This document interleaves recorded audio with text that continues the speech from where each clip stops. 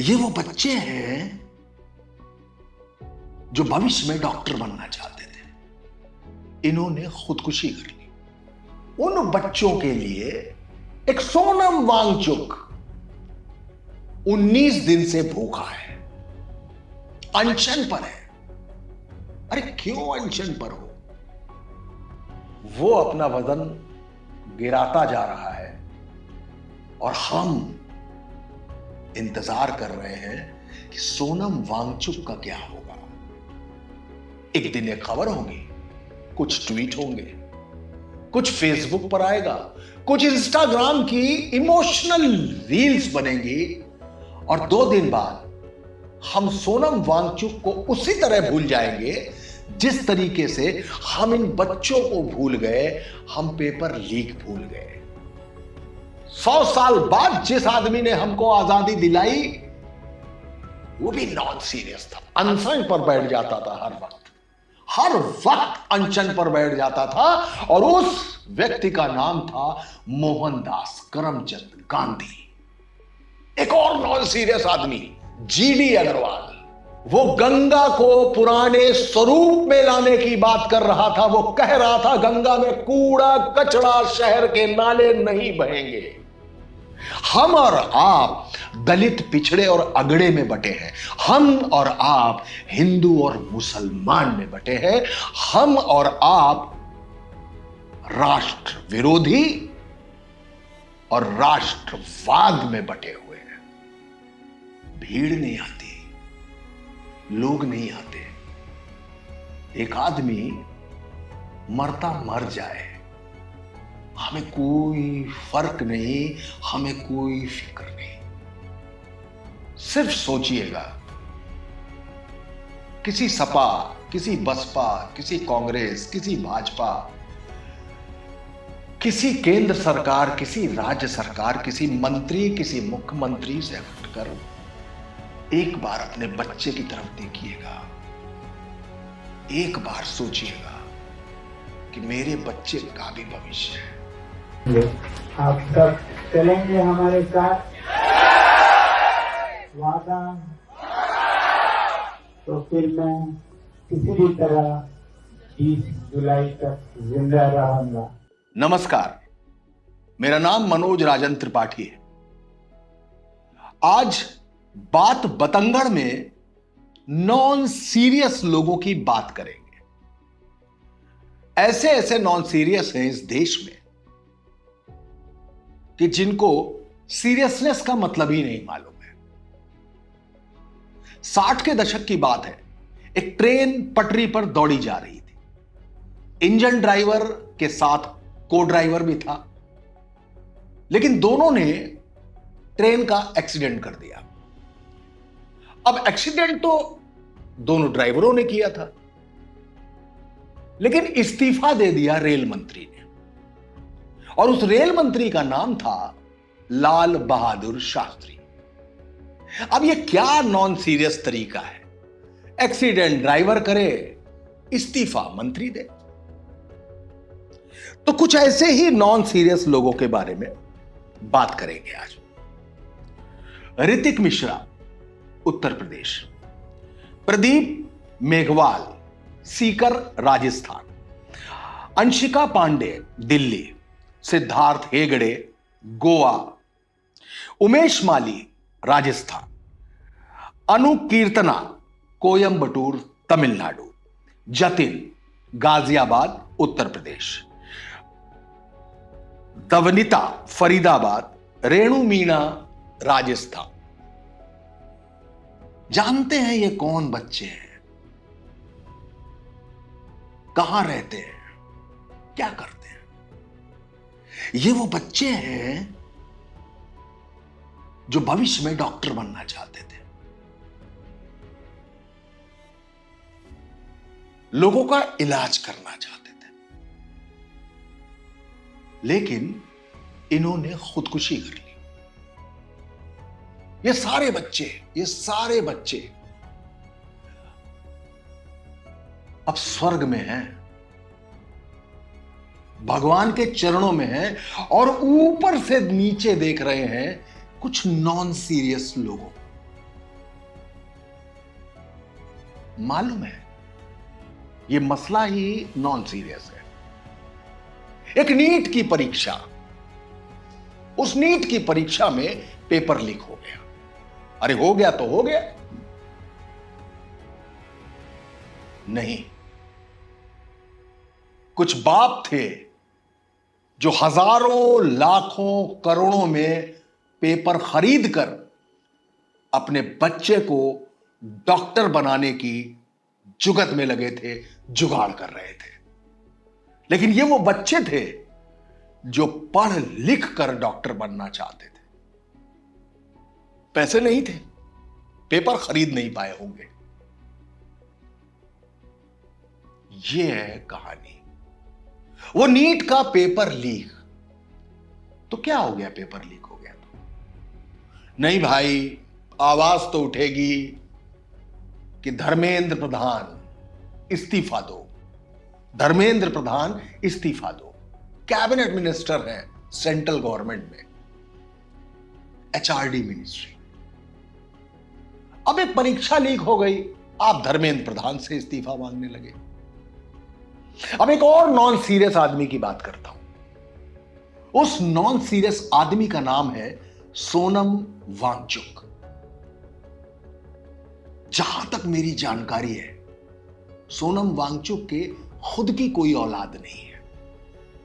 लेकिन बताइए, नीट की परीक्षा का पेपर लीक होने के बाद वो जो बच्चे थे जो अपनी तैयारियों से हार गए, वो जो तैयारी करके किनारे लग गए, वो जो ऊपर बैठ के इंसाफ की गुहार लगा रहे हैं, उन बच्चों के लिए एक सोनम वांगचुक 19 दिन से भूखा है, अनशन पर है। अरे क्यों अनशन पर हो? क्या तुम्हारे बच्चे का मामला है? क्या तुम्हारे बच्चे ने आत्महत्या की है, खुदकुशी की है? क्यों दूसरों के बच्चों के लिए अपनी जान देने पर तुले हो? जी हां, मैं बात कर रहा हूं दिल्ली के जंतर मंतर की। वो जंतर मंतर जहां एक सोशल मीडिया बूम के बाद बनी कॉकरोच जनता पार्टी ने धरना देना शुरू कर दिया। सिर्फ एक ही मांग है, धर्मेंद्र प्रधान इस्तीफा दो, धर्मेंद्र प्रधान इस्तीफा दो। अरे ये non serious cockroach Dharmendra Pradhan का इस्तीफा लेंगे? धर्मेंद्र प्रधान का इस्तीफा? इन कॉकरोचेस को जाने कहां से सोनम वांगचुक मिल गए और बेचारों ने दूसरे के बच्चों के लिए भूख हड़ताल, अनशन शुरू कर दिया। उनकी हालत लगातार खराब हो रही है, लगातार बिगड़ रही है। उससे अपन को क्या? अपने लिए गुड न्यूज है। गुड न्यूज ये कि नए वित्तीय वर्ष यानी न्यू फाइनेंशियल ईयर में जून में जितनी कारें बिकी हैं उतनी कारें कभी नहीं बिकी हैं। यह है खबर। हां, गाड़ियों का एवरेज शायद कम हो गया है क्योंकि E20 पेट्रोल हमको मिल रहा है जिसमें 20% एथेनॉल है। एथेनॉल क्या? गन्ने से एथेनॉल बनता है, चावल से एथेनॉल बनता है, और 1 लीटर एथेनॉल के लिए 2000 लीटर से ज्यादा पानी खर्च होता है। तो होगा कौन सी इस देश में पानी की कमी है? लेकिन पता नहीं क्यों यह मुहिम चलाई जाती है कि जल ही जीवन है, पानी बचाओ। ऐसे ही होगा, वैसे ही है जैसे सरकारों में, जैसे उत्तर प्रदेश सरकार में एक विभाग है आबकारी, जो इस बात का लक्ष्य देता है दुकानों की कि ज्यादा से ज्यादा शराब बेचो, रेवेन्यू चाहिए। लेकिन एक और विभाग है जिसका नाम है मद्य निषेध, जहां का स्लोगन है कि बाप शराब पिएगा, बच्चे भूखों मरेंगे। यानी वो मद्य निषेध विभाग सिर्फ इसलिए बना है ताकि लोगों को यह बता सके कि शराब पीना खुद को कंगाल करने जैसा है। गजब विडंबना है, गजब विडंबना। एक तरफ शराब की बिक्री जितनी ज्यादा हो, रेवेन्यू उतना ज्यादा। कोरोना में भी शराब को छूट दी गई थी, लेकिन एक मद्य निषेध विभाग भी है।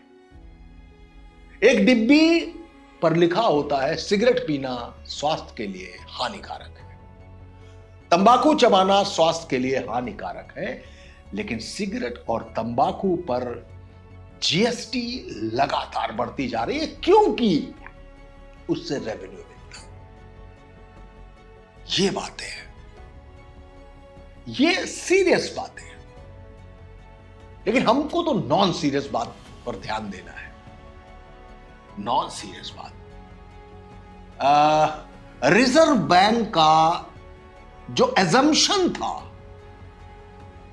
उस एजम्पशन से 4.5% ज्यादा महंगाई बढ़ चुकी है। सानू की अपने को क्या, गाड़ी का एवरेज कम होता है, हो जाने दीजिए। अरे भाई टंकी फुल कर दो।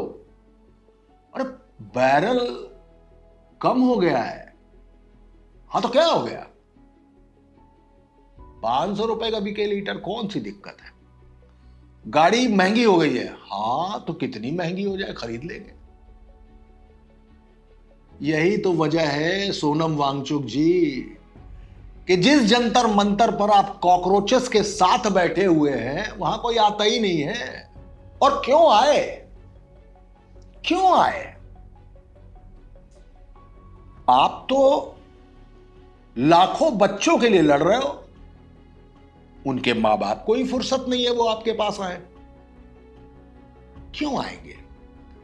धर्मेंद्र प्रधान का इस्तीफा मांग रहे हो आप, अनशन पर बैठे हो 19 दिन से, हालत बिगड़ रही है, तो अपनी हालत बिगड़ने के जिम्मेदार आप हो। भीड़ नहीं आती, लोग नहीं आते, एक आदमी मरता मर जाए, हमें कोई फर्क नहीं, हमें कोई फिक्र नहीं। कौन सा उसको एचआरडी मिनिस्ट्री में मिनिस्टर बनना है, कौन सा उसे किसी बच्चे के लिए लीक पेपर लेना है, उसे कुछ नहीं चाहिए। वो अपना वजन गिराता जा रहा है और हम इंतजार कर रहे हैं कि सोनम वांगचुक का क्या होगा। एक दिन एक खबर होगी, कुछ ट्वीट होंगे, कुछ फेसबुक पर आएगा, कुछ इंस्टाग्राम की इमोशनल रील्स बनेंगी, और 2 दिन बाद हम सोनम वांगचुक को उसी तरह भूल जाएंगे जिस तरीके से हम इन बच्चों को भूल गए, हम पेपर लीक भूल गए। समाजवादी पार्टी की तरफ से डिंपल यादव, कांग्रेस की तरफ से पवन खेड़ा, फिल्म इंडस्ट्री के तमाम लोग, चाहे नसीरुद्दीन शाह हो या सोनाक्षी सिन्हा हो या स्वरा भास्कर हो, ये सब गए। आपको मालूम है, एक प्रोपोगेंडा टीम है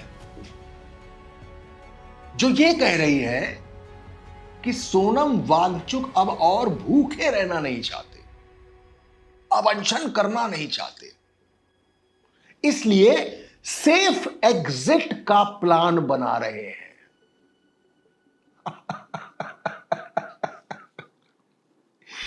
गजब प्रोपेगेंडा है।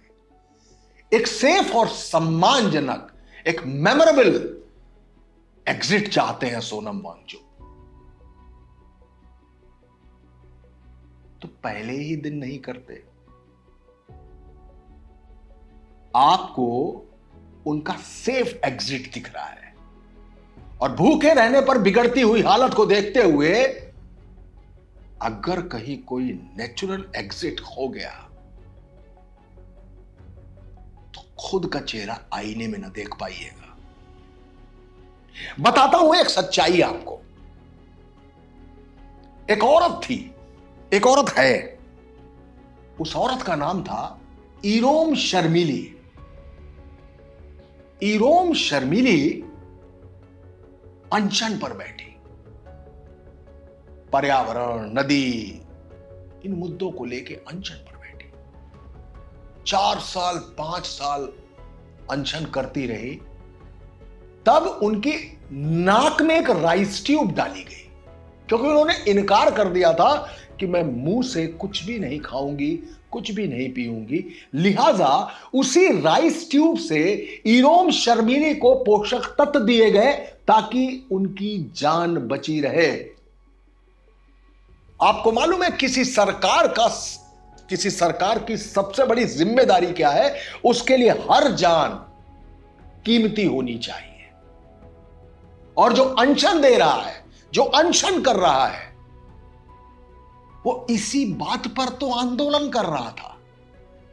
इसी बात पर तो कोई मंगल पांडे होगा, वरना चर्बी से उसका क्या लेना देना। एक कारतूस छीलता, गोली चलाता, क्यों चर्बी का मुद्दा उठाता और फांसी पर लटकाया जाता।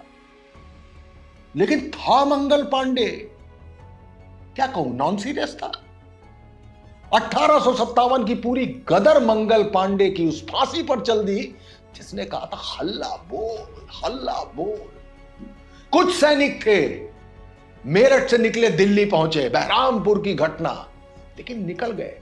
पूरे देश में 1 साल तक गदर चलती रही, क्रांति चलती रही।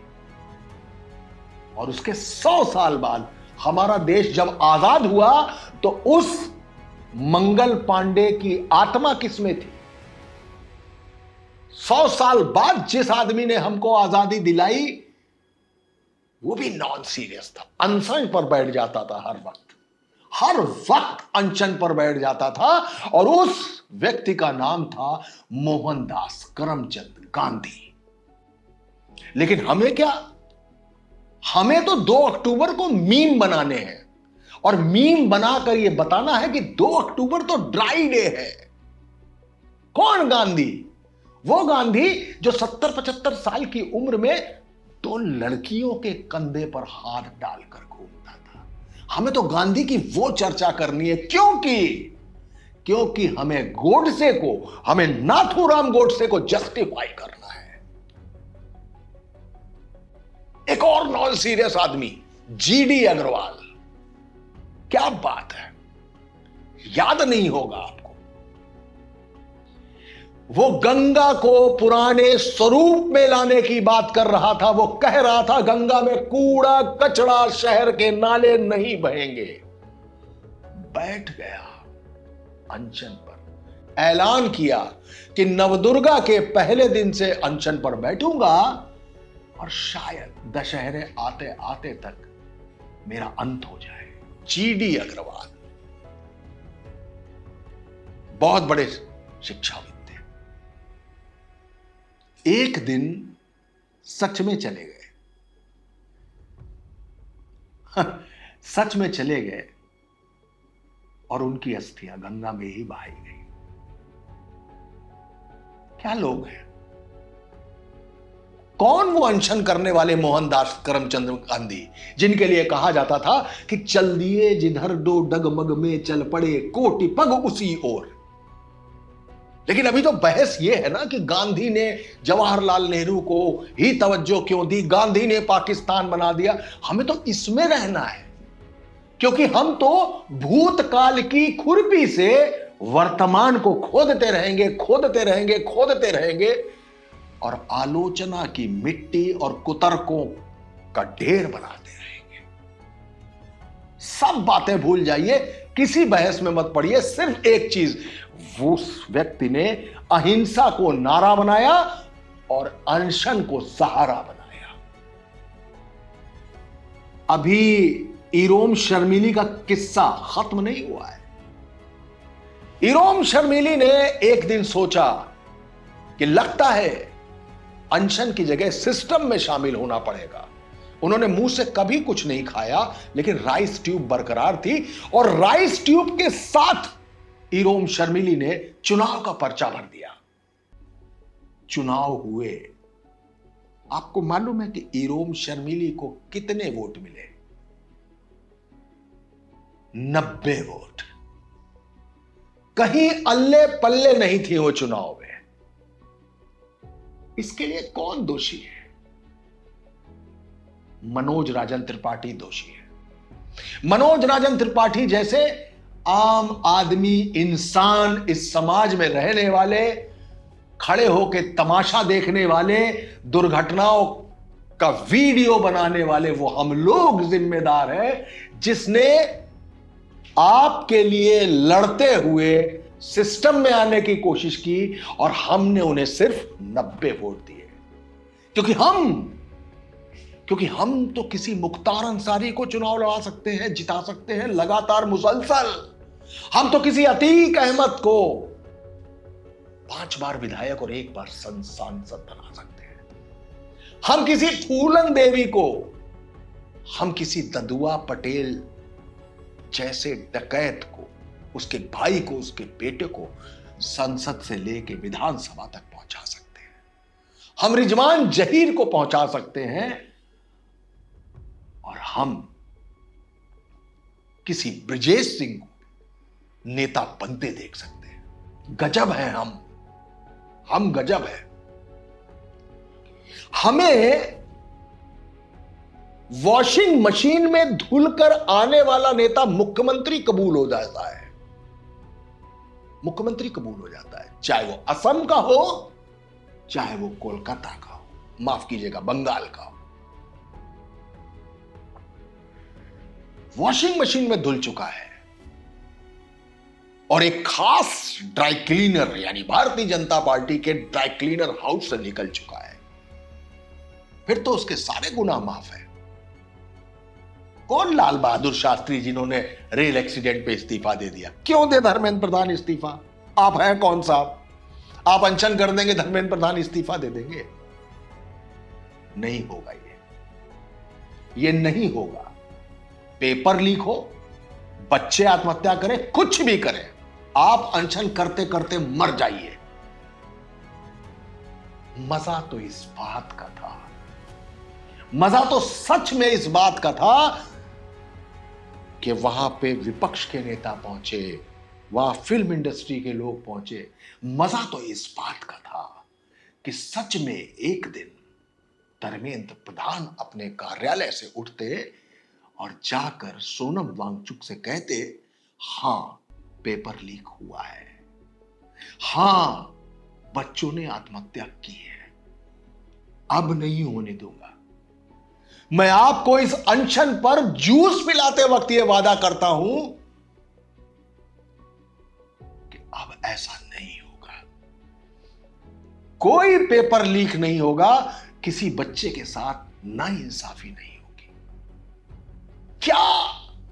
क्या आप ऐसे माहौल को, ऐसे सीन को, ऐसे परिदृश्य की कल्पना कर सकते हैं?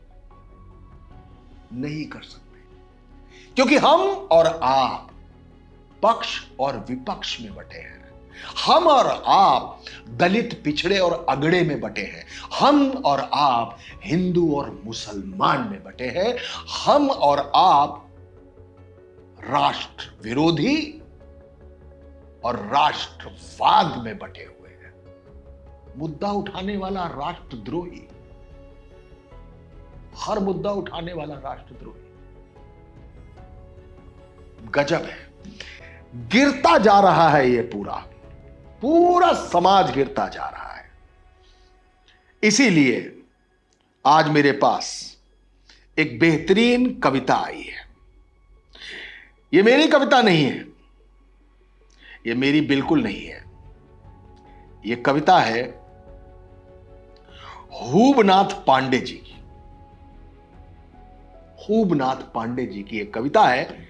इसकी कुछ लाइनें आपको सुनाता हूं ताकि कुछ मत करिए, एक बार सोचिए कि क्या हम कभी किसी दलगत, किसी जातिगत, किसी धर्म से उठकर भी कभी सोच सकते हैं क्या? तो यह कविता हूबनाथ पांडे की कुछ यूं है। गिरो खूब गिरो। अभी तो गिरने की संभावनाएं भरपूर है। इतना गिरो कि गुरुत्वाकर्षण बल भी शर्म के मारे गिर पड़े। अभी तो गिरने की शुरुआत है। गिरने के अपने सामर्थ्य पर भरोसा गिरने मत दो। सारा विश्व, सारी दुनिया तुम्हारा गिरना देख रहा है और खुद न गिर पाने पर अफसोस कर रहा है। गिरो, पर अकेले मत गिरो। रुपए के साथ गिरो, चरित्र के साथ गिरो, गर्व के साथ गिरो कि एक तुम ही हो जिसमें गिरने का इतना साहस है। साहस के साथ गिरो, बेशर्मी के साथ गिरो, बेदर्दी के साथ गिरो कि दुनिया तुमसे गिरना सीख रही है। किसी एक मामले में ही सही, तुम्हें विश्व गुरु होने से कोई नहीं रोक सकता। आने वाली पीढ़ियां तुम्हारे गिरने में अपने गिरने की संभावनाएं तलाशेंगी। ये तुमसे भी ज्यादा गिरने का पराक्रम करेंगी। गिरो, गिरो कि इतना गुरुत्वाकर्षण भी शर्मा जाए। बात बतंगड़ में आज सिर्फ इतना ही। सिर्फ सोचिएगा, किसी सपा, किसी बसपा, किसी कांग्रेस, किसी भाजपा, किसी केंद्र सरकार, किसी राज्य सरकार, किसी मंत्री, किसी मुख्यमंत्री से हटकर एक बार अपने बच्चे की तरफ देखिएगा। एक बार सोचिएगा कि मेरे बच्चे का भी भविष्य है। बस इतना सोचिएगा। बस सिर्फ सोचना है, हंगामा नहीं काटना है, बवाल नहीं करना है, सिर्फ सोचना है। सिर्फ पीड़ा महसूस करनी है, दर्द महसूस करना है, जज्बे को महसूस करना है उस आदमी की जो अपने नहीं, हमारे बच्चों के लिए 19 दिन से अनशन पर है। हमें जज्बा महसूस करना है उन मोहनदास करमचंद गांधी का जिन्होंने देश के लिए अनशन किया, क्योंकि उन्हें अपने लिए नहीं, हम सब के लिए आजादी चाहिए थी। हमें दर्द महसूस करना है उस इरोम शर्मिली का जिसे हमने 90 वोट दिए।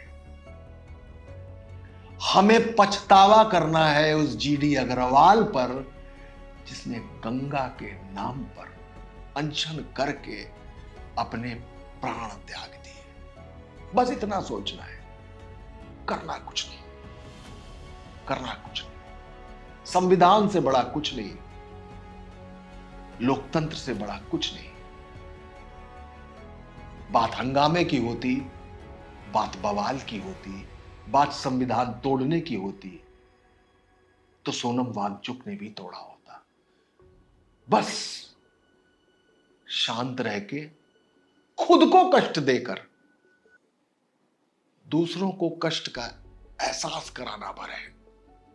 बस इस कष्ट को महसूस कीजिएगा अपने अपने घरों में, अपने अपने बिस्तर पर, अपने अपने दफ्तरों में, अपने फोन पर, अपने टीवी पर और रेडिंग पर। सिर्फ इतनी ही गुजारिश है आज के लिए। नमस्कार।